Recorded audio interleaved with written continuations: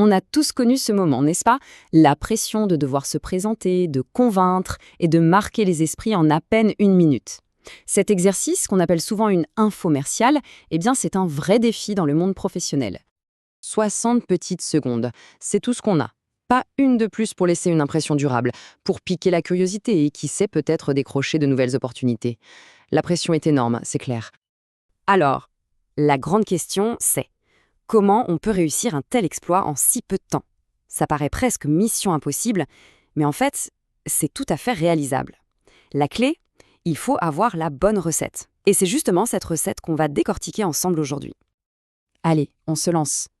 Comme n'importe quel bon cuisinier, avant de commencer, la première chose à faire, c'est de préparer ses ingrédients. Et pour un pitch qui claque, c'est exactement la même chose. Avant même d'écrire le moindre mot, il faut absolument rassembler les éléments essentiels. Premier ingrédient, et pas des moindres, la clarté. Il s'agit de définir très précisément les services qu'on offre.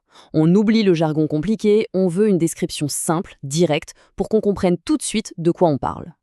Ensuite, un point super important. Il ne faut pas juste lister des caractéristiques techniques. Non, ce qui compte, ce sont les avantages concrets pour les clients. Qu'est-ce qu'ils y gagnent au final? Quelle est la vraie valeur qu'on leur apporte? C'est cet ingrédient qui va vraiment capter leur attention. Et pour finir, qu'est-ce qui rend une offre vraiment unique? Parce que, soyons honnêtes, le marché est souvent plein à craquer. Il est donc vital de savoir ce qui nous distingue des autres. C'est ce petit « je ne fais quoi », ce « plus » qui va faire toute la différence.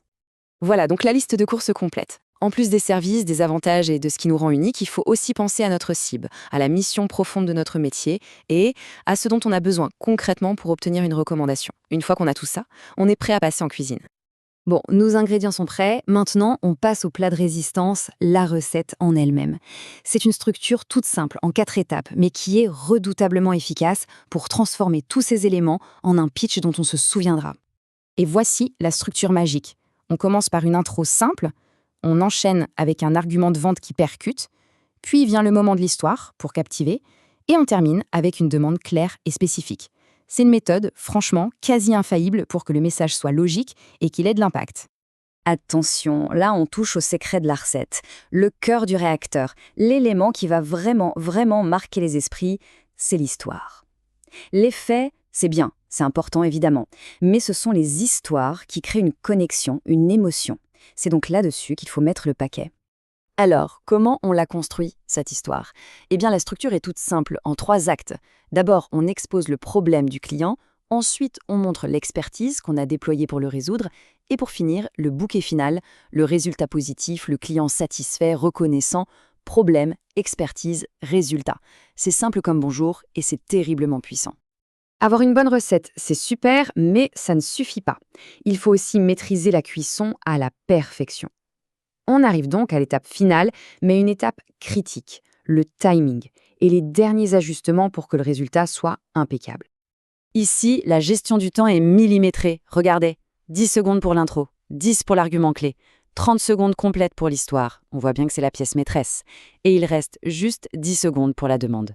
Ce timing, il est super précis pour garantir que chaque partie a l'impact qu'on veut, sans jamais déborder. Le mot d'ordre, c'est incisif.